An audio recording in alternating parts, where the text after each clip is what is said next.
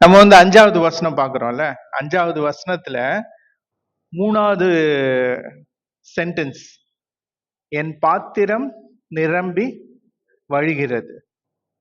அதுதான் நம்ம பார்க்க போறோம். எப்படி நம்ம வாழ்க்கை வந்து நிரம்பி வழிகிற ஒரு வாழ்க்கையா மாற்ற முடியும்னு சொல்லிட்டு. இது வந்து நம்ம இன்னைக்கு 10வது தொடர்ல இருக்கிறோம். சங்கீதம் 23 6 வசனங்கள் தான் இருக்குது. நம்ம 5வது வசனத்துல அதுல 3வது பாகத்துல இருக்கிறோம். 10வது தொடர் செய்தி. இன்னைக்கு இருக்கிற காலகட்டத்துல பாத்தீங்கன்னா FOMO FOMO அப்படின்னு சொல்லி ஒரு ஒரு பயம். என்ன பயம்னாக்கா fear of missing out. Fear of missing out, தவறி விடுவோம் என்று பயம். இன்னைக்கு செல்போன் யாருன்னா கையில வச்சிருக்கிறாங்கன்னா என்ன பண்றாங்க? போய்கிட்டே இருக்குது. அடுத்தது அடுத்தது அடுத்தது. மிஸ் பண்ணிடுவோமோ, தவறு விடுவோமோ. இந்த சோசியல் மீடியானால இந்த பயம் வந்து நிறைய பேர் இதனால பாதிக்கப்படுறாங்க. எவ்வளவு பேர்னாக்க 70% பேர் இந்த தலைமுறையில. என் தலைமுறையோ எனக்கு முன்னாடி இருக்கிற தலைமுறை இல்லை, இந்த தலைமுறை, இப்போ இருக்கிற தலைமுறையில 70% பேர் இதனால பாதிக்கப்படுறாங்க. 70%னா 10ல் 7 பேர் அவங்களுக்கு இந்த பயம் இருக்குது. இந்த பயம் வந்து ஒரு வியாதி மாதிரி வந்துருச்சு, ஃபோமோ. இதனால என்ன ஆகுதுன்னா, இது வந்து நம்ம செய்திக்கு போறதுக்கு முன்னாடி நான் ஒரு பேக்ரவுண்ட் கிரியேட் பண்றேன், அதனால சும்மா கேட்டுக்குங்க. இதனால என்ன ஆகுதுன்னா, அதிக மன அழுத்தம் அல்லது அதிக மன உளைச்சல் நம்ம வந்து ஃபேஸ் பண்ண வேண்டியது இருக்கு வாழ்க்கையில. ஸோ மக்கள் என்ன பண்றாங்கன்னா, மக்கள் வந்து தங்களுடைய கேலண்டர்கள் அதிகமாக முன்பதிவு செய்துள்ளனர். மிஸ் பண்ணிடக்கூடாது. அதனால இந்த நாள் இது செய்யணும், அந்த நாள் அது செய்யணும், அது அதிகமா செஞ்சாதான் எனக்கு நல்ல பேரு, நான் அதிகமா சம்பாதிக்க முடியும், என்ன மதிப்பாங்க தான். ஸோ அந்த ஒரு மனப்பான்மை வந்துருச்சு. அதே மாதிரி பணத்தை அதிகமாக செலவழிக்கிறது. வருது அப்படியே செலவாயிடுது. அதிகமா வரவுகளை அதிகமாக எடுத்து உள்ளனர். பணம் வருது எங்க? பேங்க் அக்கவுண்ட்ல, அது அதிகமாக எடுத்துள்ளனர். அதே போல உணர்ச்சிகளை அதிகமாக ஏற்றி உள்ளனர். உடல்களை அதிகமாக வேலை செய்ய வைத்துள்ளனர். நாட்களை அதிகமாக நிரப்பி உள்ளனர். நாள் ஃபுல்லா பிஸியா இருப்பீங்க, ஒரு நிமிஷம் இருக்காது மூச்சு விடுறதுக்கு, ரெஸ்ட் எடுக்கிறதுக்கு. மற்றவர்களின் அங்கீகாரத்தை அதிகமாக மதிப்பிட்டுள்ளனர். மற்றவர்கள் வந்து என்ன அங்கீகாரம் பண்ணணும், என்னை ஏற்றுக்கொள்ளணும், நான் வந்து ஒரு ரொம்ப உழைக்கிற மனிதன், நான் நல்லா சம்பாதிக்கிற மனிதன், நான் என் குடும்பத்தை பார்த்துக்கிறேன், என்னுடைய எல்லா தேவைகள் சந்திக்கிறேன், மற்றவர்களுக்கும் நான் வந்து ஹெல்ப் பண்றேன் அப்படின்னு சொல்லிட்டு ஒரு ரெப்புடேஷன் கிரியேட் பண்ணணும்னு சொல்லிட்டு நம்ம பயங்கரமா உழைக்கிறோம். ஆனா இதனால என்ன ஆகுதுனாக்கா, இங்கிலீஷ்ல வந்து இந்த 3 வார்த்தைங்க வருது. Over stressed, over anxious, overwhelmed. தமிழ்ல வந்து இதன் விளைவாக அதிக மன அழுத்தம், அதிக பதற்றம், வாழ்க்கையில் அதிக முழக்கடிக்கப்பட்ட உணர்வு ஏற்படுத்துகிறது. இந்த ஃபோமோ, தவறு விடுவோம் என்ற பயம் வந்து இது இந்த மாதிரி ஒரு சூழ்நிலை நம்ம வாழ்க்கையில ஏற்படுத்துகிறது. ஸோ இதுதான் பேக்ரவுண்டை வச்சு, இன்னைக்கு இருக்கிற சூழ்நிலை, இந்த பேக்ரவுண்டை வச்சு நம்ம வந்து செய்திக்குள்ள போறோம். ஆனா அதுக்கு முன்னாடி இன்னும் 2 காரியங்கள் உங்க முன்னாடி வைக்க போறேன். அது என்னன்னா, நம்மளுடைய பர்சனாலிட்டியில ஒரு 2 விதமான மனநிலை இருக்குது. ஒரு மனநிலை வந்து ஷார்டேஜ் மைண்ட் செட், பற்றாக்குறை மனநிலை. புரியுதா உங்களுக்கு? பற்றாக்குறை மனநிலை அப்படின்னா என்ன? எனக்கு போதுமான அளவுக்கு இல்லை. I do not have enough, I never will. Okay, போதுமான அளவுக்கு என்கிட்ட இல்லை. என்ன இல்லை? என்கிட்ட பணம் இல்லை, என்கிட்ட நேரம் இல்லை, எனக்கு பலன் இல்லை, என்கிட்ட தொடர்பு இல்லை, எனக்கு வாய்ப்புகள் இல்லை, போதுமான அளவுக்கு இதெல்லாம் கிடையாது. அதுதான் பற்றாக்குறை மனநிலை. இதுக்கு ஒரு எக்ஸாம்பிள் சொல்றேன். அது 2 ராஜாக்கள் 4:42-44 வரைக்கும் அங்க போட்டிருக்குது. பண்டிகை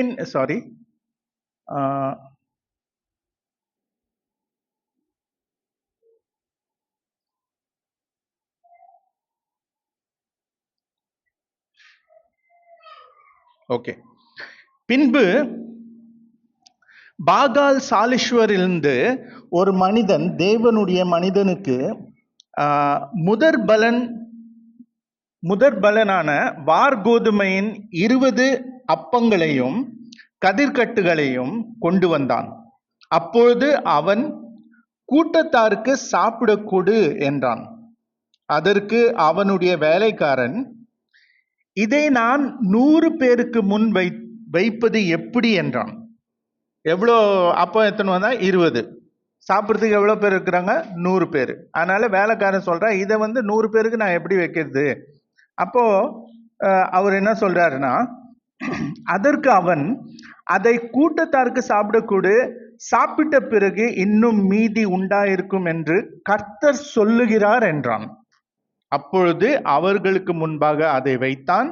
கர்த்தருடைய வார்த்தையின்படியே அவர்கள் சாப்பிடுவதும் இல்லாமல் மீதியும் இருந்தது. இது பழைய ஏற்பாடுல வாசிக்கிறோம். அதே போல புதிய ஏற்பாடுல நம்மளுக்கு என்ன ஞாபகம் வருது?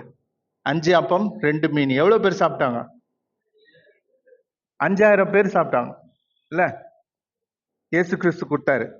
சோ இங்க என்ன பாக்குறோம்னாக்கா, ஆனா அதை சாப்பிட்றதுக்கு முன்னாடி இயேசு கிறிஸ்து கூட இருக்கிற சீஷர்களே போய் சொல்றாங்க, 5 அப்பம் 2 மீன் தான் இருக்குது, இங்க 5000 பேர் இருக்கிறாங்க, எப்படி பத்தம்? அதே தான் இந்த வேலைக்காரன் சொன்னான், 20 அப்பம் தான் இருக்குது, 100 பேர் இருக்கிறாங்க, எப்படி பத்தம்? ஆனா கர்த்தர் என்ன சொல்றாரு? நீ குடு, சாப்பிட்ட பிறகு இன்னும் மீதி இருக்கும். அப்படியே தான் நடந்தது.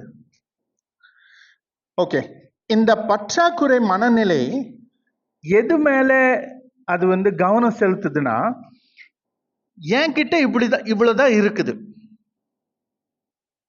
இவ்வளவுதான் இருக்குது, 10 இருக்குது, இல்ல 100 இருக்குது, 1000 இருக்குது, லட்சம் இருக்குது, கோடி இருக்குது, 10 கோடி இருக்குது.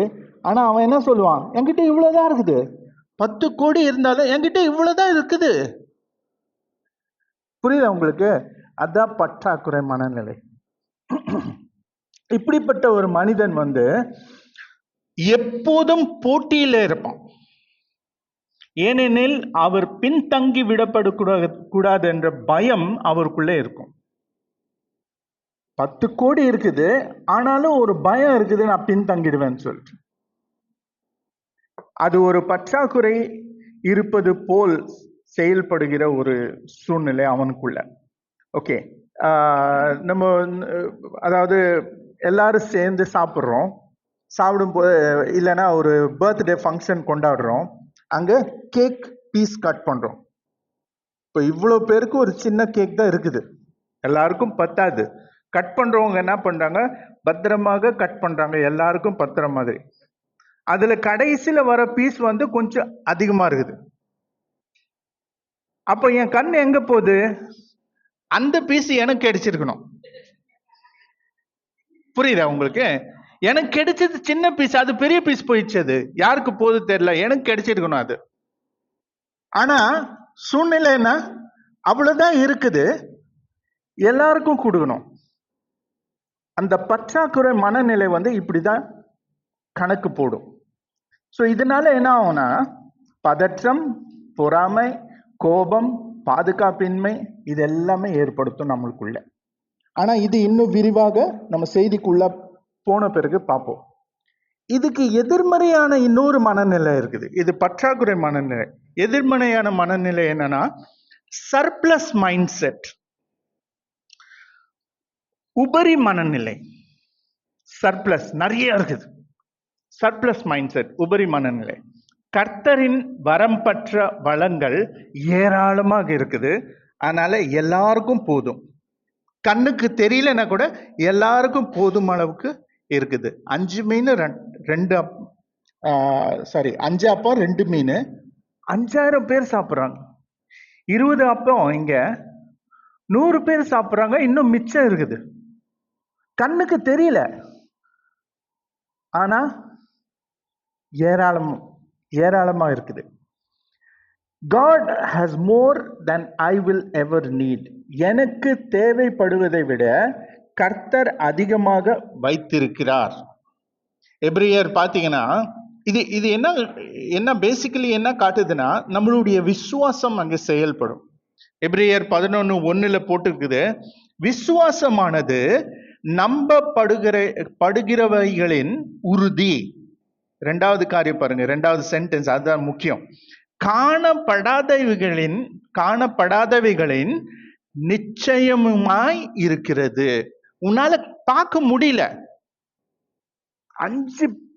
5000 பேர் இருக்கிறாங்க, வெறும் 5 அப்போ 2 மீன் தான் இருக்குது. உன்னால பார்க்க முடியல. அந்த ஏராளமான சாப்பாடு, ஏராளமான ப்ரொவிஷன் உன் கண்ணால பார்க்க முடியும், காணப்படாதவைகள். ஆனா கர்த்தர் செயல்படும் போது 5000 இன்னும் 10,000 பேர் கூட சாப்பிடலாம். ஓகே, பைபிள்ல பாத்தீங்கன்னா இப்படிப்பட்ட வார்த்தைகள் நிறைய இடத்துல இருக்குது. என்ன, ஏராளமான, அளவில் நிறைந்துள்ள, தாராளமான, வளம் நிறைந்த சூழ்நிலைகள் காணப்படுகிறது பைபிள்ல. இப்படிப்பட்ட வார்த்தைகள் சொல்றேன் நான். ஸோ அப்போ ஒரு உதாரணம் சொல்றேன். நீங்க 2 பேரும் உட்காந்துக்கிறீங்க.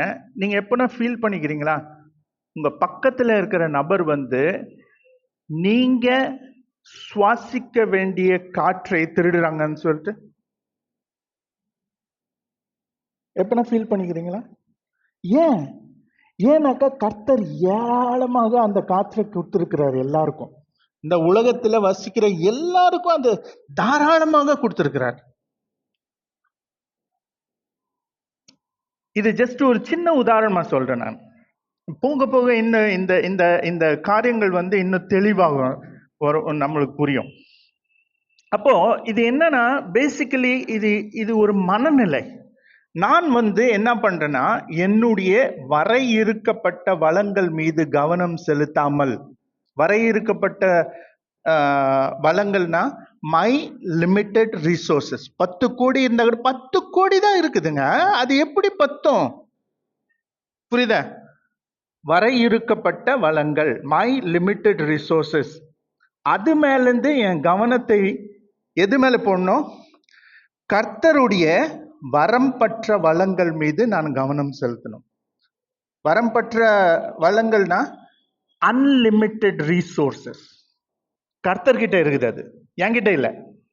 என்கிட்ட வெறும் 10 தான் இருக்குதுங்க, 10 கோடி தான் இருக்குதுங்க, 100 தான் இருக்குதுங்க, 1000 தான் இருக்குது. அவ்வளவுதான், அப்படிதான் பேசுவோம் நம்ம. அது மேல இருந்து கவனத்தை மாத்தி விட்டு கர்த்தருடைய வரம்பற்ற வளங்கள் மேல நம்ம கவனம் செலுத்தும் போது சூழ்நிலை மாறும். ஓகே, இந்த நான் சொன்ன அந்த 5வது வசனத்தின் 3வது பாகம், என் பாத்திரம் நிரம்பி வழிகிறது. இது நான் ஒரு சில டிரான்ஸ்லேஷன்ஸ்ல போய் பார்த்தேன். ஜஸ்ட் உங்களுடைய இன்ஃபர்மேஷனுக்காக நான் வாசிக்கிறேன். என் பாத்திரம் நிரம்பி வழிகிற அளவுக்கு நிரப்புகிறீர். இங்கிலீஷ்லயும் பார்த்தேன், தமிழ்லையும் பார்த்தேன். நான் வைத்திருக்கிற முடியாததை விட அதிகமாக நீர் எனக்கு கொடுக்கிறீர். என் பாத்திரம் நிரம்பி வழிகிறது. ஸோ கர்த்தர் எனக்கு தேவையானதை விட அதிகமாய் எல்லாவற்றையும் தருகிறார். நீங்க ஃபர்ஸ்ட் வசனம் யோசித்து பாருங்க. கர்த்தரின் மெய்ப்பெறா இருக்கிறார், நான் தாட்சி அடையேன். வேற டிரான்ஸ்லேஷன்ல இருந்து நான் வாசிக்கும் போது எனக்கு வேற எதுவுமே தேவையில்லை, எனக்கு தேவை உள்ள எல்லாமே கர்த்தர் எனக்கு கொடுத்திருக்கிறாரு. ஆனா இந்த வசனம் சேர்த்து வாசிக்கும் போது என் தேவைக்கு மீறி கொடுத்திருக்கிறார். அதான் நீங்க புரிஞ்சுக்கணும். அந்த ஃபர்ஸ்ட் வசனத்துக்கும் 5வது வசனத்தின் 3வது பகுதியை சேர்த்து வாசிக்கும் போது எனக்கு எது தேவையில்லை. ஏன்னா என்னுடைய தேவை எந்த அளவுக்கு இருக்குதோ அந்த அளவை மீறி கர்த்தர் எனக்கு தாராளமாக கொடுத்திருக்கிறார். அப்போ இந்த பாத்திரம்னா என்ன? பாத்திரம் நிரம்பி வழிகிறது. பாத்திரம்னா என்ன? பாத்திரம்னா அது நம்மளுடைய வாழ்க்கை. யோவான் 7வது அதிகாரம் 37-38 இயேசு கிறிஸ்து சொல்லுகிறார்.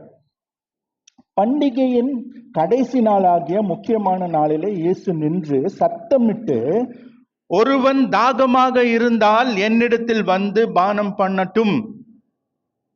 வேத வாக்கியம் சொல்லுகிறபடி என்னிடத்தில் விசுவாசமாக இருக்கிறவன் எவனோ அவன் உள்ளத்திலிருந்து ஜீவ தண்ணீர் உள்ள நதிகள் ஓடும் என்றார். அந்த டிரான்ஸ்லேஷன்ல அவ்வளவுதான் இருக்குது.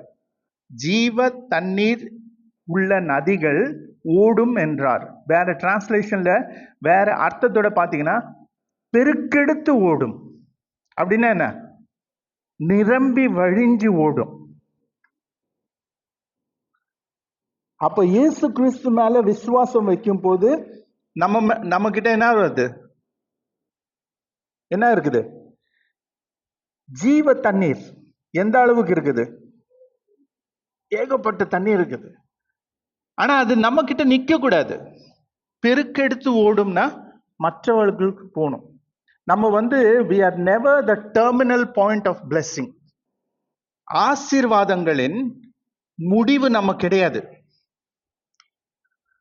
நம்ம ஆனா நிறைய சபையில அப்படிதான் சொல்றாங்க. கர்த்தர் உன்னை ஆசீர்வதிப்பாரு, உன்னை ஆசீர்வதிப்பாரு, உன்னை ஆசீர்வாது. உன் ஆசீர்வாதம் உனக்காக இல்லை. உனக்காக நீ அதனுடைய பக்க விளைவு தான். நீ ஒரு கருவி, ஒரு பைப் மாதிரி. உன் மூலமா கர்த்தர் பலரை ஆசீர்வதிப்பார். ஆசீர்வாதம் உன்கிட்ட முடியக்கூடாது. அப்ப அது ஆசீர்வாதம் கிடையாது. அதான் என்னுடைய அண்டர்ஸ்டாண்டிங். ஆசீர்வாதம் எப்பவுமே உன்கிட்ட இருந்து மற்றவங்களுக்கு போகணும். அதுதான் ஆசீர்வாதம். பாக்குறவன் தான் அந்த உன்னால ஆசீர்வதிக்கப்படவன் தான் அவன் வாயால சொல்லணும் இவன் ஆசீர்வதிக்கப்பட்டவன் சொல்லு. ஆசீர்வாதம் உன்கிட்ட முடியுதுன்னா நீ அது ஆசீர்வாதம் கிடையாது. நல்லா புரிஞ்சுக்கங்க. ஏன்னா இன்னைக்கு உங்க முன்னாடி சில ரொம்ப ரொம்ப வாழ்க்கைக்கு சம்பந்தப்பட்ட உண்மைகள் உங்க முன்னாடி வைக்கிறேன் இந்த செய்தி மூலமா. So what is overflowing life? கர்த்தரின் நன்மையின் முடிவில்லா விநியோகத்திற்கு திறனை தாண்டி நிரப்பப்படுதல். உங்களுக்கு நீங்க இவ்வளவுதான் என்னால செய்ய முடியும்னு சொல்லி நினைக்கும் போது உங்க உங்க உங்க வாழ்க்கை நிரம்பி வழியும் போது நீங்க எவ்வளவு செய்ய முடியுமோ அதை மீறி நீங்க செய்வீங்க. போன செய்தியில நம்ம பார்த்தோம், அபிஷேகம் இருந்தா மட்டும்தான் செய்ய முடியும்னு சொல்லிட்டு.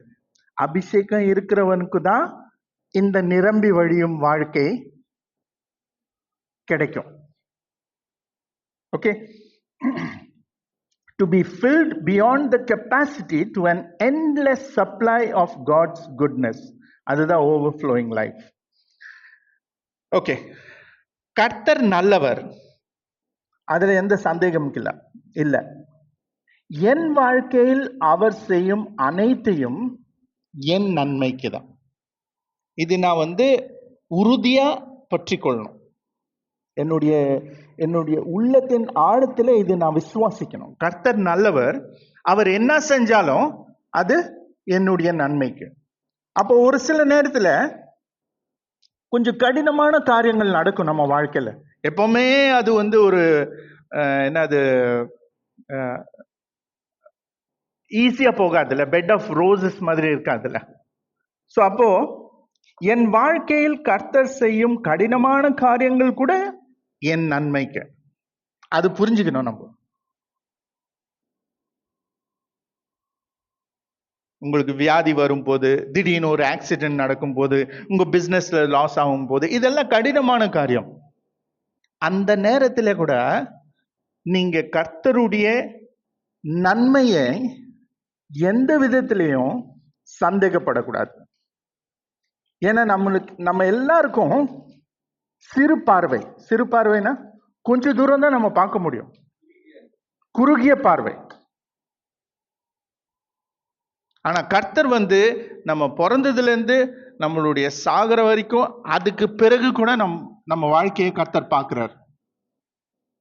நம்ம கொஞ்ச தூரம் தான் பார்க்க முடியுது, குறுகிய பார்வை. ஓகே, ஸோ அதனால அந்த எவ்வளவு தூரம் நம்ம பார்க்க முடியுதோ அதை வச்சு நம்ம ஜட்ஜ் பண்ணக்கூடாது. கர்த்தர் நல்லவர் கிடையாது, இது அவர் நல்லவரா இருந்தா எனக்கு இப்படி நடந்திருக்காது, அப்படி நம்ம யோசிக்கவே கூடாது. அவர் எப்பவுமே நல்லவர் தான். நீங்க அவர் பேரை தூசிச்சா கூட, நீங்க அவரை சபிச்சா கூட அவர் நல்லவர். இந்த உலகத்துல எவ்வளவு பேர் அவரை சபிக்கிறாங்க. அவங்க எல்லாருக்கும் ஆக்சிஜன் கொடுக்குறாரா இல்லையா? அவங்க எல்லாருக்கும் தண்ணி கொடுக்குறாரா இல்லையா? அவங்க எல்லாருக்கும் சாப்பாடு கிடைக்குதா இல்லையா? அவங்க எல்லாருக்கும் பணம் கிடைக்குதா இல்லையா? சாத்தான் தான் ஆப்போசிட்டா பண்ணுவான்.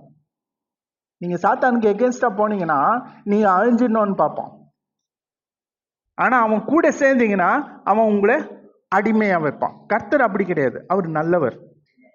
அவர் நல்லவர், எப்பவுமே நல்லவர். ஓகே, கர்த்தர் உங்களை பற்றியோ என்னை பற்றியோ என்ன எதிர்பார்க்கிறாருன்னு சொல்லி ஒரு வசனம் இருக்கு பாருங்களேன். இஸ்ரவேலின் பரிசுத்தராய் இருக்கிற உன் மீட்பரான கர்த்தர். எசாயா 48:17-18. இஸ்ரவேலின் பரிசுத்தராய் இருக்கிற உன் மீட்பரான கர்த்தர் சொல்லுகிறதாவது, பிரயோஜனமாய் இருக்கிறதை உனக்கு போதித்து நான் நடக்க வேண்டிய வழியில உன்னை நடத்துகிற உன் தேவனாகிய கர்த்தர் நானே. என் கற்பனைகளை கவனித்தையானால் நலமாய் இருக்கும். அப்படின்னா என்ன? என்னுடைய கற்பனைகள் நீ கவனிச்சு இதை நீ உன் வாழ்க்கையில கடைபிடிக்கும் போது நலமாய் இருக்கும். அப்போது உன் சமாதானம் நதியை போலவும் உன் நீதி கடலின் அலைகள் போலவும் இருக்கும். அது கூட நிரம்பி வழியும் ஒரு வாழ்க்கை பத்தி தான் அங்க சொல்லுது. நதி, கடல் இதெல்லாம் அதுதான் காட்டுது இல்ல, நிரம்பி வழிகிற மாதிரி. அப்போ நீ இந்த கர்த்தருடைய கட்டளைகளை நீ கடைபிடிக்கும் போது உன் வாழ்க்கை ஒரு நிரம்பி வழிகிற ஒரு வாழ்க்கையாக மாறும். அப்போ நீங்க உங்களுடைய பிசினஸ்ல, உங்களுடைய புது என்டர்பிரைஸ், புதுசா எதனா ஒரு தொடங்குறீங்க. இப்ப பாருங்க, இந்த புதுசா இந்த ஜபிக்கலாம் வாங்கன்னு தொடங்கி இருக்கிறாங்க. அந்த மாதிரி சொல்றேன். புதுசா ஏதாவது ஒரு ஒரு ஒரு ஒரு ஆஃபீஸ் தொடங்குறீங்க, ஒரு பிசினஸ் தொடங்குறீங்க, வேற எதனா ஒரு செய்றீங்க. உங்களுடைய நல் பேர் சமுதாயத்துல நல் பேர், ரெப்யூட்டேஷன், உங்களுடைய பணத்துல, ஈவன் உங்களுடைய கல்யாண வைபவம் வாழ்க்கையில கூட நீங்க நிரம்பி வழியணும்னு சொல்லிட்டு கர்த்தர் எதிர்பார்க்கிறார். ஆதாம் மேவாளுக்கு என்ன சொன்னாரு?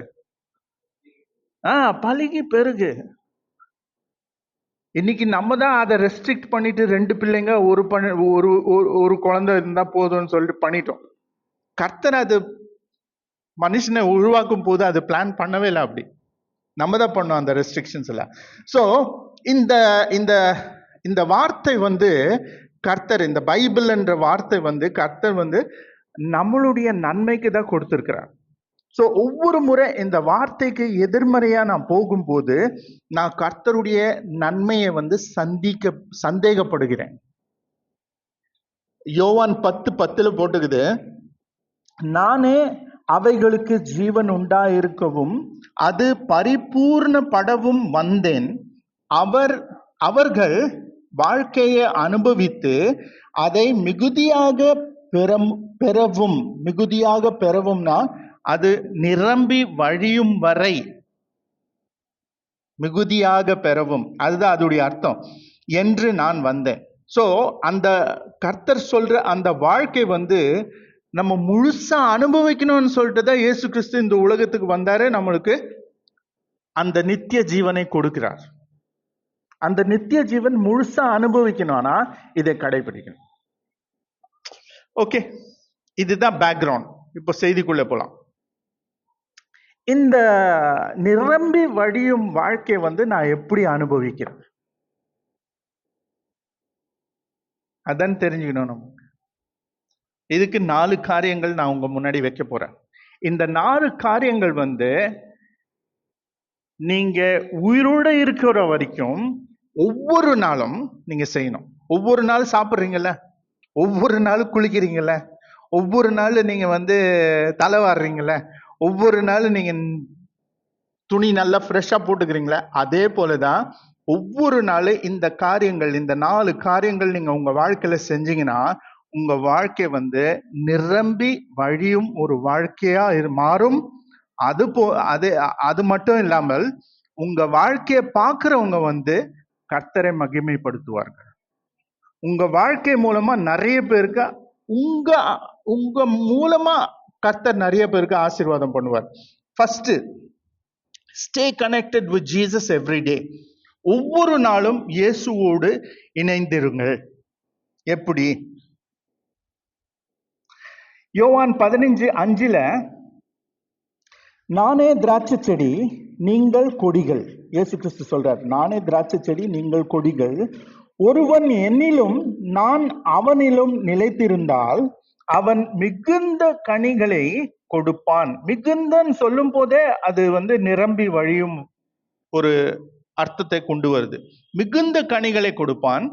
என்னை அல்லாமல் உங்களால் ஒன்றும் செய்யக்கூடாது, செய்ய முடியாது. அதுதான் அவர் மீன் பண்றார். இயேசு கிறிஸ்து இல்லாமல் நம்ம ஒண்ணுமே செய்ய முடியாது. ஆனா அவருக்குள் நாம் இணைத்திருந்தால் என்ன நடக்கும்? நிறைய கனிகளை கொடுப்போம், நிறைய கனிகளை கொடுப்போம். ஓகே, ஒரு ஒரு எக்ஸாம்பிள் சொல்லட்டா? உங்க வீட்டில் ஃப்ரிட்ஜ் இருக்குது, மிக்சி இருக்குது, வாஷிங் மிஷின் இருக்குது, வேக்யூம் கிளீனர் இருக்குது. இது எல்லாமே எங்கே இணைத்து வச்சிருக்கிறீங்க? பிளக் பாயிண்ட்ல கரண்ட் வர அந்த மூணு ஓட்டை இருக்குது பாருங்க, அதுல இதை இணைத்து வச்சாதான் இது வேலை செய்யும், இல்லைன்னா வேலை செய்யாது. அதே போலதான் அவர் சொல்றாரு, நான் திராட்சை செடி, நீ கொடி, என் கூட இணைத்து இருந்தால்தான் நீ பலன் கொடுக்க முடியும். அப்போ ஒவ்வொரு நாளும் நம்ம இணைத்து இருக்கணும் அவரு கூட. இது எப்படி பண்ணுவீங்க அப்படின்னு கேட்டீங்கன்னா, எப்படி நான் கர்த்தர் கூட இணைத்து இருக்க முடியும் அப்படின்னு கேட்டீங்கன்னா, யாராவது யோவான் 15:7-11 கொஞ்சம் வாசிங்க, ஃபாஸ்டா வாசிங்க. யோவான் 15:7-11.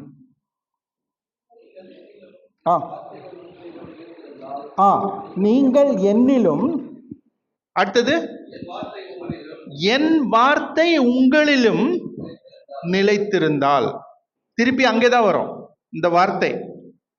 அவருடைய வார்த்தை நமக்குள்ள நிலைத்திருக்கணும். அடுத்து வாசிங்க, அப்படியே வாசித்துருங்க ஃபுல்லா. Okay.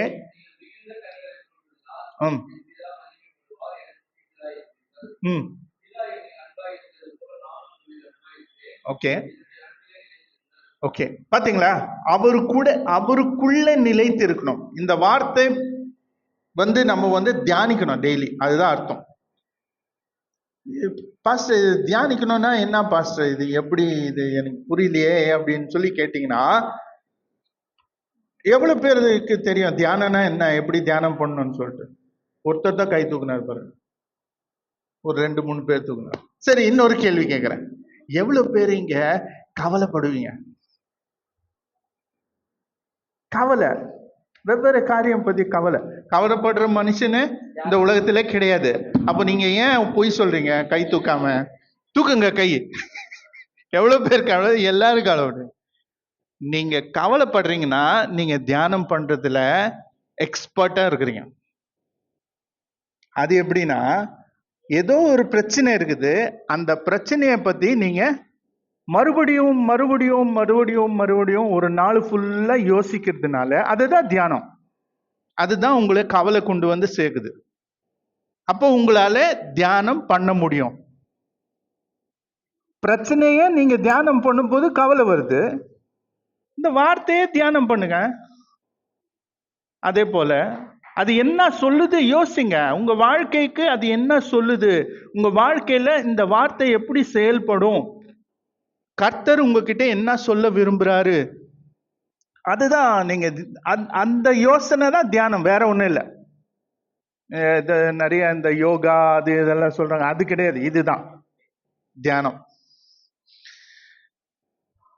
Seriously thinking of what you have perceived and related to life. இந்த வார்த்தை நீங்க வாசிக்கிறீங்க ஏதோ ஒன்று எடுத்து, அந்த வார்த்தை என்ன சொல்லுது, அந்த வார்த்தை என் வாழ்க்கையில நான் எப்படி அதை செயல்படுத்த முடியும், அதை யோசிக்கும் போது அது தியானம். அன்னைக்குரிய மன்னா உங்களுக்கு கிடைச்சிடும். காலையில பண்ணீங்கன்னா அன்னைக்கு ஒரு நாள் ஃபுல்லா நீங்க என்னென்ன பிரச்சனைகள் சந்திக்க போறீங்கன்னு சொல்லிட்டு உங்களுக்கு தெரியாது, ஆனா அவருக்கு தெரியும்.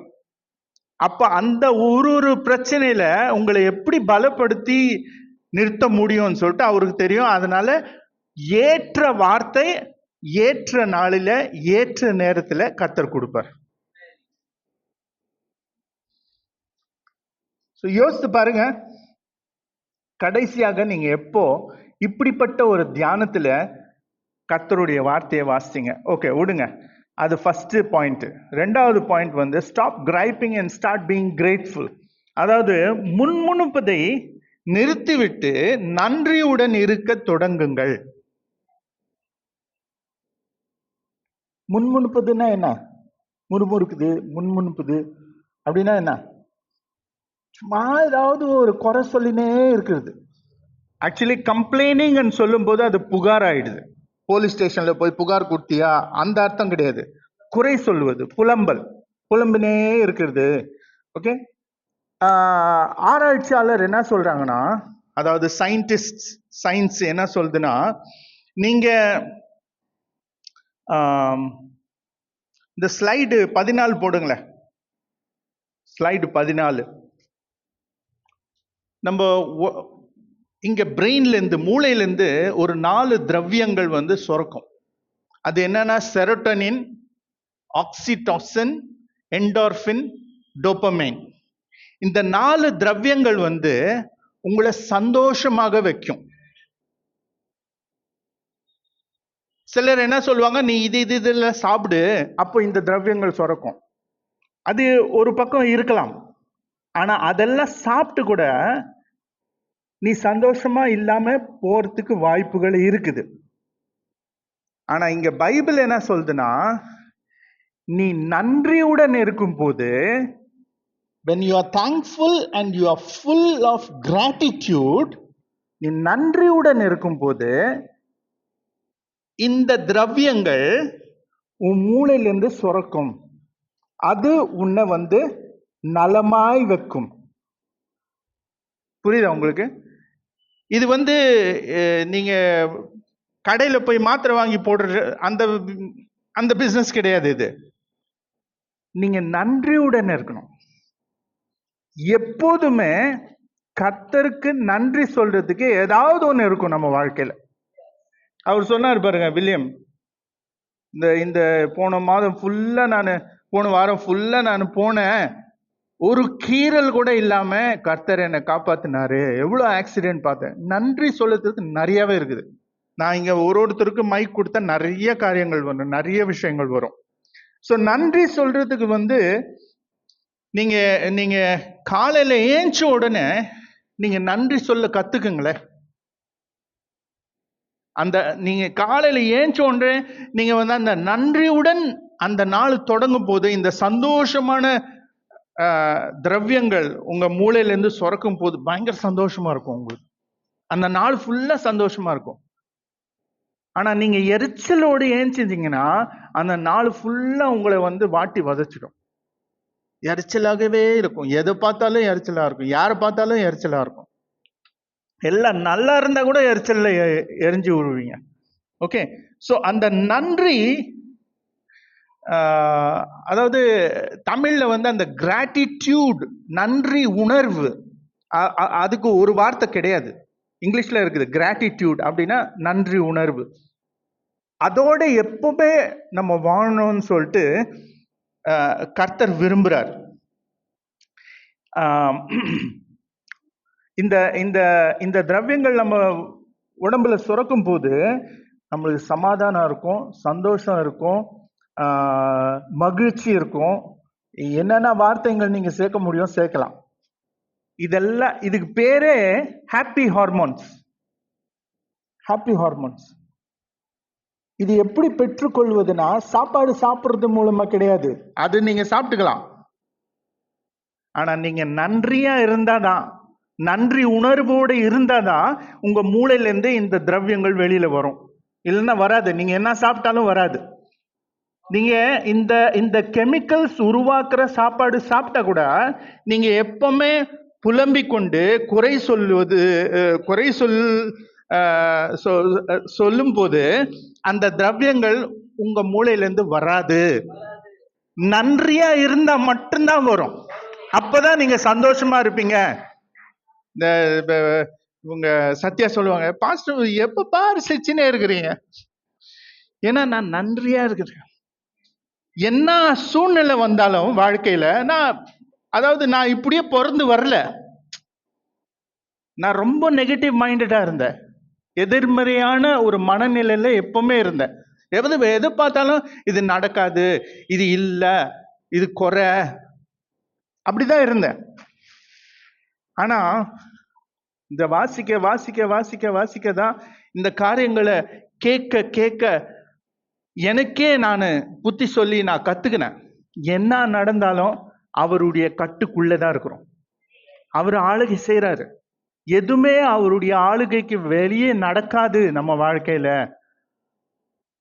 அவரு எப்பவுமே நல்லவர். அவர் எது செஞ்சாலும் நல்லது. சும்மா வார்த்தைக்கு சொல்ல, எது செஞ்சாலும் நான் என் வீட்டுல சாவு நடந்தா கூட அவர் நல்லதுதான் செய்வாருன்னு சொல்லிட்டு எனக்கு ஒரு நம்பிக்கை, உறுதியான நம்பிக்கை. அதனால்தான் அந்த சந்தோஷம், அந்த நன்றி உணர்வு எனக்குள்ள இருக்கிறதுனால தானே எனக்கு சிரிக்க முடியுது. சோ ஒவ்வொரு நாள் காலையில ஏஞ்ச உடனே ஏதாவது ஒன்று நினைச்சு கர்த்தருக்கு நன்றி சொல்லுங்க. Even just trying to be grateful to God when you wake up in the morning can work a great chemistry in your brain. அதுக்கு என்ன சொல்லுவாங்கன்னா attitude of gratitude, நன்றி உணர்வு மனப்பான்மை. ஸ்லைடு 15-16. நன்றி உணர்வு மனப்பான்மையோடு நம்ம வாழணும். ஏன்னா எப்பவுமே ஏதாவது ஒன்று இருக்கு நன்றி சொல்றது. சில காரியங்கள் நீங்க பார்த்து நன்றி சொல்லலாம், சில காரியங்கள் நீங்க அனுபவித்து நன்றி சொல்லலாம், சில காரியங்கள் நீங்க பார்க்காமலே நன்றி சொல்லலாம். எனக்கு ஆக்சிடென்ட் நடக்கல நன்றி, எனக்கு வியாதி வரல நன்றி, எனக்கு வியாதி வந்துச்சு ஆனா நீங்க தப்பிக்க வச்சீங்க, குணப்படுத்துறீங்க நன்றி, ஆக்சிடென்ட் நடந்துச்சு என்னை தப்பிக்க வச்சிங்க நன்றி, எனக்கு வியாதி வந்துச்சு நான் படுக்கையா ஆன எனக்கு ரெஸ்ட் கொடுத்தீங்க நன்றி, நான் படுக்கையா ஆகி ஹாஸ்பிட்டல்ல அட்மிட் ஆன அதுக்குரிய காசை நீங்க கொடுத்தீங்க நன்றி. பார்வை மாத்திக்கணும். கண்ணாடி மாத்திட்டீங்கன்னாக்கா கர்த்தருடைய பார்வையிலிருந்து நீங்க பார்க்க முடியும். உங்களுடைய பார்வையிலிருந்து பார்த்தா அது எல்லாமே குறையாதா காட்டும். ஓகே, கத்துக்குங்க. இதெல்லாம் நானே கத்துக்கினேன். அதனால உங்களுக்கு சொல்றேன். எனக்கு யாருமே சொல்லி கொடுக்கல முன்னாடி, அதனால தான் நான் அவஸ்தைப்பட்டேன். ஆனா இப்போ கத்துக்கின பிறகு எனக்கு சமாதானமா இருக்கு. என்ன நடந்தாலும் கர்த்தர் செய்வார், கர்த்தர் செய்வார். இருக்கலாம், வெயிட் பண்ணலாம். பிலிப்பியர் 2:14 இருக்குது. என்ன இருக்குதுன்னா, முறுமுறுப்பு அல்லது வாக்குவாதம் இல்லாமல் எல்லாவற்றையும் செய்யுங்கள். இது ஒரு டிரான்ஸ்லேஷன் சொல்லுது. நீங்க உங்ககிட்ட இருக்கிற டிரான்ஸ்லேஷன் வாசித்தீங்கன்னா அது வித்தியாசமா சொல்லுது. பிலிப்பியர் 2:14 பாருங்க எடுத்து. நான் இன்னொரு டிரான்ஸ்லேஷன் என்ன சொல்லுதுன்னா, முணுமுணுக்காமலும் வாதாடாமலும் யாவற்றையும் செய்யுங்கள். அங்க என்ன சொல்லுது? 2:14 பிலிப்பியர். Okay, very good. நீங்க குறை சொல்லும் போதோ, முணுமுணுக்கும் போதோ, முறுமுறுக்கும் போதோ நீங்க ஏதாவது மாத்த முடியுமா? அப்படி பண்ணி நீங்க ஏதாவது மாத்த முடியுமா சூழ்நிலைய? எதுவுமே பண்ண முடியாது. அப்போ ஏன் வார்த்தைகளை ஏன் வேஸ்ட் பண்றீங்க? கடைசியில போயிட்டு நம்ம வாயிலிருந்து வர ஒவ்வொரு வார்த்தைக்கும் நம்ம கணக்கு வேற கொடுக்கணும். எதுக்கு வார்த்தை வேஸ்ட்? அதோட நன்றியா இருந்துட்டு போலாமே. எப்படி இருந்தாலும் சூழ்நிலை நன்றி சொல்லு. அதுக்கு அந்த மனப்பான்மை வந்தாதான், அந்த கண்ணோட்டம் வந்தா மட்டும்தான் நீ அதுல அந்த கெட்டத்துல என்ன நல்லது இருக்குது அதை பார்க்க முடியும். அது பார்த்தாதான் நீ நன்றி சொல்ல முடியும். இந்த கம்ப்ளைண்ட் பண்றது, இந்த குறை சொல்றது, இது டோட்டல் வேஸ்ட் ஆஃப் டைம். குறை சொல்வதை நிறுத்திவிட்டு நன்றியுடன் இருக்க தொடங்குங்கள். கொலோசியர் 2:7 இருக்குது, நீங்கள் போதிக்கப்பட்டபடியே விசுவாசத்தில் உறுதிப்பட்டு நன்றி செலுத்துவதோடு அதில் பெறுவீர்களாக, நிரம்பி வழிவீர்களாக, பெருகுவீர்களாக, நிரம்பி வழிவீர்களாக. அது வேற டிரான்ஸ்லேஷன்ல வருது. ஓகே, முதல் தெசலோனியர் 5:18 சொல்றது, எல்லாவற்றிலும் நன்றி சொல்லுங்கள். எல்லாவற்றிலும். உங்களுக்கு பிசினஸ் லாஸ் ஆச்சா, நன்றி சொல்லு. உனக்கு ஆக்சிடென்ட் ஆச்சா, வண்டி உடஞ்சிச்சா, நன்றி சொல்லு. சொல்ல முடியுமா? நீ பரீட்சையில ஃபெயில் ஆயிட்டியா, நன்றி சொல்லு. உனக்கு மார்க்ஸ் குறைவா கிடைச்சதா, நன்றி சொல்லு. உனக்கு அட்மிஷன் கிடைக்கலையா, நன்றி சொல்லு. சொல்ல முடியுமா? அதான் சேலஞ்ச். எல்லாவற்றிலும் நன்றி சொல்லுன்னு சொல்லிட்டு நான் சொல்ல, பைபிள் சொல்லுது. ஏன்னா நீ நன்றி சொல்லும் போது அங்கே எப்படிப்பட்ட ஒரு சோகமான இல்ல கோபமான ஒரு சோர்வான சூழ்நிலை இருந்தா கூட நீ நன்றி சொல்றதுனால உனக்குள்ள சந்தோஷம் வரும், உனக்குள்ள சமாதானம் வரும், உனக்குள்ள மகிழ்ச்சி வரும், உன்னுடைய தோற்றமே மாறிடும். நீ அதை பத்தி யோசிக்க மாட்ட. அது நடக்கிறதா வாழ்க்கையில, அதெல்லாம் சகஜம்தான், அது நடக்கும். இது இல்லைன்னா இன்னொன்னு, கர்த்தர் ஒரு வழி க்ளோஸ் பண்ணா இன்னொரு வழி தருப்பார். நிரம்பி வழியும் வாழ்க்கை. அவர்கிட்ட ஒரு வழி மட்டும் கிடையாது, பல வழி இருக்குது. ஓகே, மூணாவது காரியம்,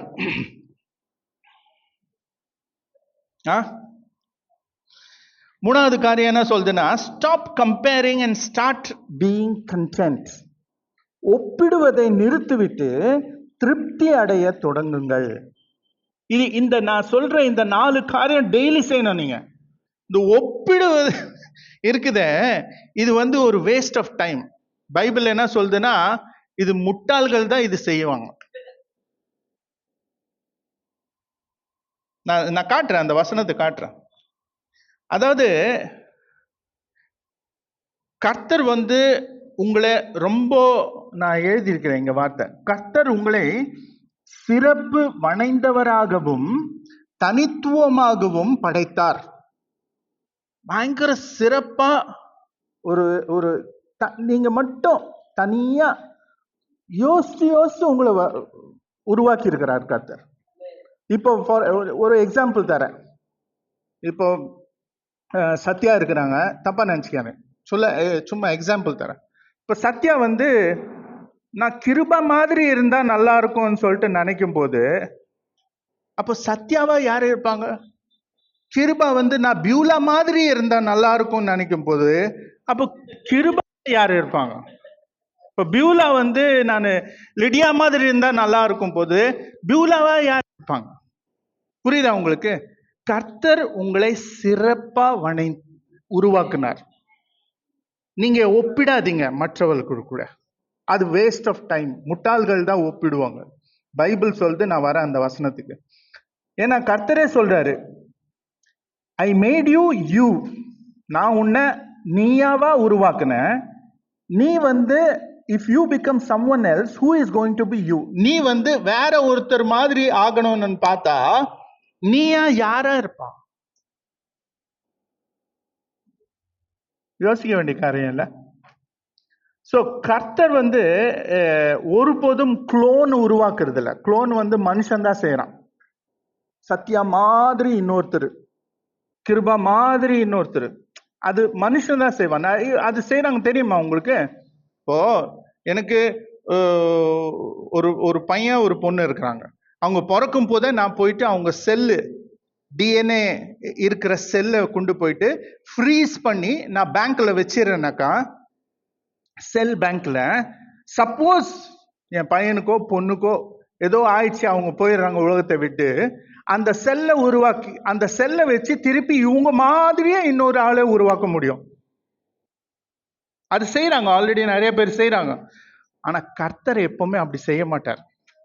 ஒருத்தரை தனித்தனியாக சிறப்பாக அவர் உருவாக்கி இருக்கிறார். அதனால மற்றவர்கள் கூட ஒப்பிட்டு நீங்க பார்க்காதீங்க. ஆனா அந்த வசனம் சொல்லணும். நான் 2 கொரிந்தியர் 10:12 என்ன சொல்றேன்னா, எனவே இங்க கொஞ்சம் வார்த்தைகள் மாறி மாறி வரும், கன்ஃபியூஸ் ஆகாதீங்க. எனவே தங்களை தாங்களே பெருமைப்படுத்தி கொள்கிற சிலருக்கு நாங்கள் எங்களை சரியாக்கவும் ஒப்பிடவும் துணிய மாட்டோம். தங்களை கொண்டு தங்களை அளந்து கொண்டு தங்களுக்கு தாங்களை ஒப்பிட்டு கொள்கிற அவர்கள் புத்திமான்கள் இல்லை. ஒப்பிட்டு பார்க்கிறவர்கள் புத்திமான்கள் இல்லை. அப்படின்னா என்ன? அவங்க முட்டாள். நான் சொல்ல, பைபிள் சொல்லு. ஓகே. ஆனா மனுஷரா இருக்கிற நம்ம வந்து எப்பவுமே அந்த அந்த அந்த குணம் நம்மளுக்குள்ளே இருக்குது, ஒப்பிட்டு பார்க்கணும் ஒப்பிட்டு பார்க்கணும்னு சொல்லிட்டு. ஸோ இப்போ இந்த கம்பேர் பண்ணும் போது என்ன ஆகுதுன்னா, அதாவது நீங்க இந்த உலகத்துல வாழும் போது யாராவது உங்களோட நல்லா இருப்பாங்க, கண்டிப்பா இருப்பாங்க. அவங்கள பார்த்து ஒண்ணு நீங்க பொறாமைப்படுவீங்க, இல்ல நீங்க கோபப்படுவீங்க, இல்ல அவங்க போல மாறணும்னு சொல்லிட்டு ட்ரை பண்ணுவீங்க. இங்க பாத்தீங்களா, இங்க இந்த ஏரியால ஒருத்தர் இருக்கிறாரு. அவர் முடி வந்து அப்படியே எம்ஜிஆர் மாதிரி வச்சிருப்பாரு, கண்ணாடி போடுவாரு, கலர் கலர் ட்ரெஸ், பச்சை கலர் ட்ரெஸ், பஞ்சு முட்டை கலர் ட்ரெஸ் போட்டு காலையில கிளம்பிடுவார். பாத்துக்கிறீங்களா? யாருன்னா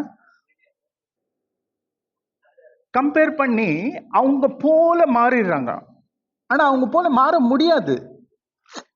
புரியுதா உங்களுக்கு? இப்போ என் வீடு இங்க இருக்குது, என் பின்னாடி இன்னொரு வீடு இருக்குது, ஆனா அதான் மெயின் ரோடு.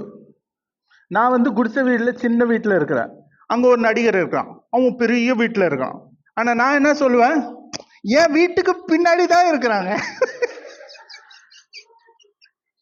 ஆனா நான் தான் அவன் வீட்டுக்கு பின்னாடி இருக்கிறேன், நீ என் வீட்டுக்கு பின்னாடி இருக்கிற. பாத்தீங்களா? இது ஆக்சுவலி இப்படிதான் நடக்குது. இயற்கையா சொல்றேன் நான். ஓகே. ஸோ ஒப்பிட்டு பார்க்கும்போது இது, ஏன்னா நான் அவன் பக்கத்துல இருக்க, நீ கூட இல்லையே, என் வீட்டுக்கு பின்னாடி இருக்கிறான், நீ அங்க பக்கத்துல எங்கேயுமே இல்லையே, நீ எங்கேருந்தோ வரன்னு சொல்ற மாதிரி. புரியுதா? ஸோ ஒப்பிட்டு பார்க்கும்போது இப்படிதான் நடக்கும். ஒன்று நீங்க பொறாமைப்படுவீங்க, கோவப்படுவீங்க, இல்லைன்னா அவங்க போல மாறுறதுக்கு நீங்க முயற்சி பண்ணுவீங்க. இன்னொன்று வந்து, இது வந்து உங்களுக்கு மேல இருக்கிறவங்களுக்கு, உங்களுக்கு கீழே கூட இருப்பாங்கல்ல, அவங்கள பார்த்து நீங்க என்ன பண்ணுவீங்க? பெருமைப்படுவீங்க. பார் என்ன போட்டுக்கிற பாரு, நான் எப்படி இருக்க பாரு, என்ன பேக் வச்சுக்கிற பாரு, என்ன ஷூ போட்டுங்கிற பார். பெருமை.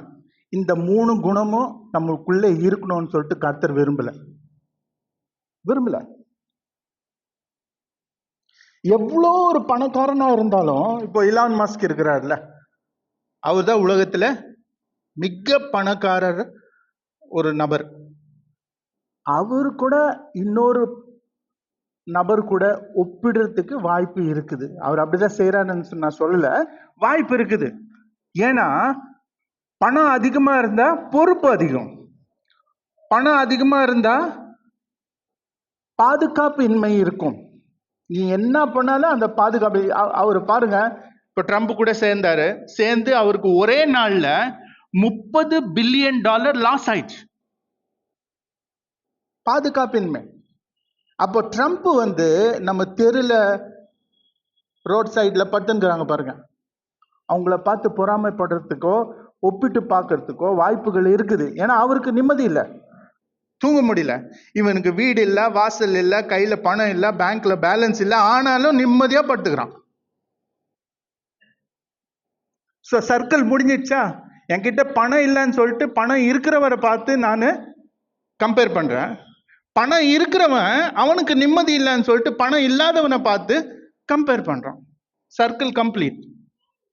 ஸோ எப்பவுமே யாராவது இருப்பாங்க, உங்களுக்கு மேலே இருப்பாங்களோ உங்களுக்கு கீழே இருப்பாங்க. ஓகே,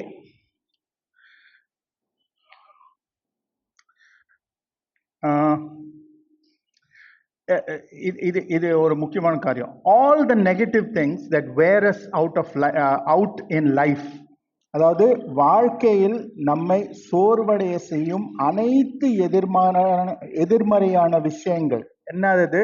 கவலை, பொறாமை, வெறுப்பு, கோபம், பயம், பாதுகாப்பின்மை, நேசிக்கப்படாத உணர்வு, தகுதியற்ற உணர்வு, வெட்கப்படுதல், குற்ற உணர்வு. ஸ்லைடு 27. இவை அனைத்தும் நம் வாழ்க்கையில் கற்றுக்கொண்டவை. நீங்க எல்லாம் பார்த்துதான் கத்துக்கினீங்க. இந்த எதிர்மறையான எல்லா குணங்கள் நீங்க பார்த்து, உங்க முன்னோர்களை பார்த்து கத்துக்கொண்டீங்க. அப்போ சயின்ஸ் என்ன சொல்றதுன்னா, நீங்க என்னென்ன கற்றுக்கொண்டீங்களோ அதை மறக்கிறதுக்கும் வாய்ப்பு இருக்குது. ஆனா நீங்க முயற்சி பண்ணணும். அதை விட்டுட்டு நீங்க என்ன கத்துக்கணும்னா, எனவே திருப்தி அடையவும், சுயநல மற்றவராகவும், நன்றி உணர்வுடன் இருக்க கற்றுக்கொள்ளுங்கள். உங்கள் வாழ்க்கையின் ஒவ்வொரு நாளும் கர்த்தருடைய இணைய கற்றுக்கொள்ளுங்கள். மற்றவரை பார்க்கறது நிறுத்தி விட்டுங்க, கர்த்தரை பாருங்க. மற்றவர்களை பார்க்கும்போது உங்களுக்கு எதுவுமே கிடைக்காது. ஆனா அவரை பார்க்கும்போது உங்களுக்கு எல்லாமே கிடைக்கும். 4வது காரியம், ரொம்ப ரொம்ப முக்கியமான காரியம், கஞ்சத்தனத்தை நிறுத்திவிட்டு தாராள மனப்பான்மையோடு வாழுங்கள். இந்த கஞ்சத்தனம்னு சொல்லும் போதே நம்மளுக்கு ஒரு மாதிரி பண்ணுதுல.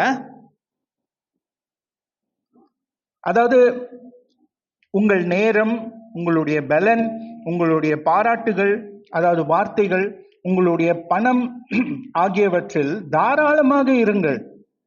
உங்கள் ஆசீர்வாதங்கள் நிரம்பி வழியும் போது நீங்கள் ஏன் கஞ்சத்தனம் பண்றீங்க?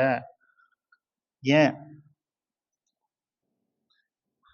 கஞ்சத்தனம் பண்ணும் போது அது பற்றாக்குறை மனநிலையை காட்டுது. எனக்கு இவ்வளவுதான் இருக்குது, சொன்னல 10 கோடி, இந்த 10 கோடி தாங்க இருக்குது. புரியுதா? அதான் கஞ்சத்தனம்.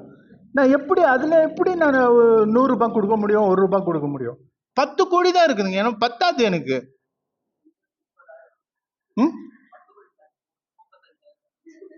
இல்ல, நான் சொல்றேன் அந்த மனநிலை சொல்றேன், அந்த மனநிலையை சொல்றேன் நான்.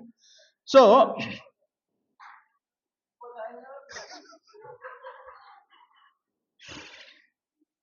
ஓகே, நான் கொடுக்க எல்லாம் காலி ஆயிடும், எனக்கு பத்தாது. நம்ம முன்னாடி ஒரு ஸ்கிட்டு போட்டாங்க பசங்க எல்லாம் சேர்ந்து, எல்லாமே எனக்கு தான், எனக்கு தான், எனக்கு தான், எது பார்த்தாலும் எனக்கு தான். ஆனா காத்துக்கு மட்டும் அப்படி பண்றது இல்லை பாருங்க, விட்டா பண்ணிடுவோம் போல. ஆனா அது பாருங்க, நம்மளால தசம பாகம் கூட கொடுக்க முடியும். 10 வருஷமா சபைக்கு வரோம், ஆனா 1 மாசம் கூட தசம பாகம் கொடுக்காமல் இருக்கிறோம். இந்த சபையில இருக்கிறோம் சிலர். ஏன்னா எல்லாமே எனக்கு தான்.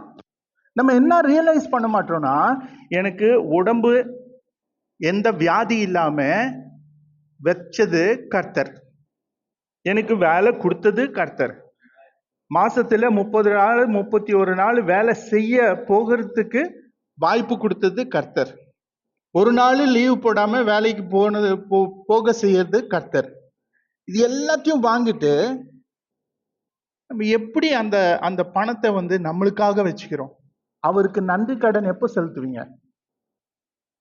நான் சில வசனங்கள் கடைசியில விட்டுறேன், அதை நீங்க அப்புறமா போய் பாருங்க. கர்த்தர் பயங்கரமா நம்மளை சேலஞ்ச் பண்றாரு. நான் உங்க முன்னாடி ஒரு ஒரு ஒரு யூனிவர்சல் பிரின்சிபல், உலகளாவிய ஒரு சட்டத்தை உங்க முன்னாடி வைக்கிறேன். இது நிறைய பேருக்கு தெரியாது. அதனால்தான் நம்ம இப்படி கஞ்சத்தனம் பண்றோம். இது என்னன்னா, the more you give away, the more you will get.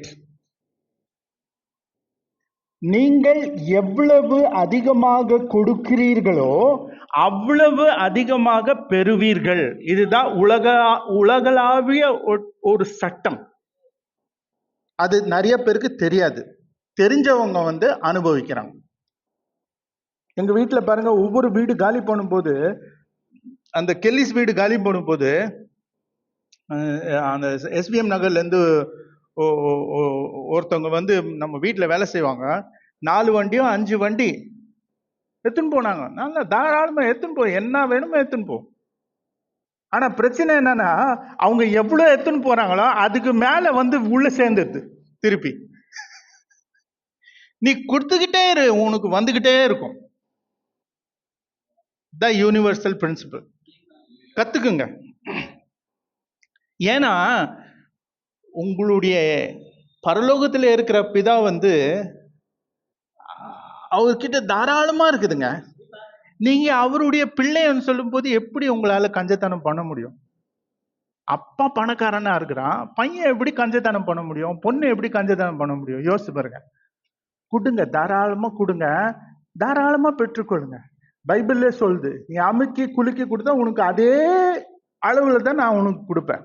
நீ 1 ரூபாய் போட்டா நான் 1 ரூபாய் கொடுப்பேன். நீ 10,000 போட்டா நான் 10,000 கொடுப்பேன். கிழி போன நோட்டு தான் தருவேன். சோ கர்த்தர் தாராளமான மனசு அவருக்கு.